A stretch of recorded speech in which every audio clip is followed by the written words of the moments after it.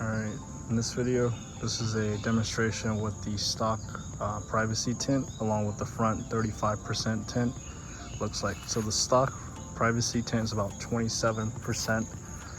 As you can see, you still see through everything. You see my reflection on a cloudy day.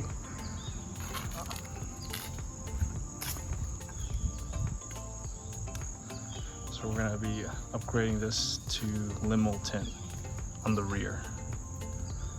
As you can see through it. Alright, this is what the car looks like with 35% in the front and 5% Limo tint in the rear. You can pretty much see your own reflection, but you cannot see through it unless you go in really close. Overall, I'm pretty satisfied with it. Gives you a lot of added privacy. Go ahead and give you guys a first impressions of what it looks like inside.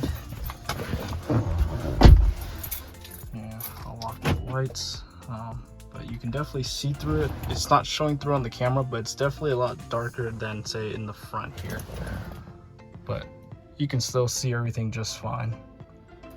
Here's another shot of it. Definitely looks a lot better than the stock privacy tint at 27%.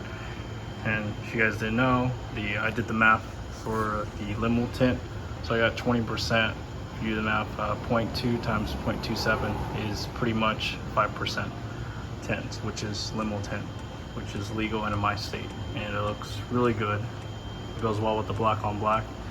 And not affiliated with 4Runner, but I strongly recommend their kit because they are actually pre-cut. All you got to do is use the stickers that they give you and then just peel them apart and apply them. Very easy. Got it all done in about an hour.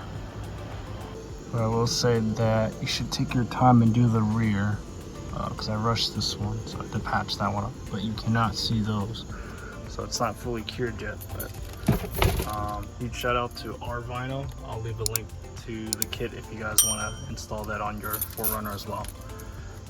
Don't forget to like, comment, and subscribe.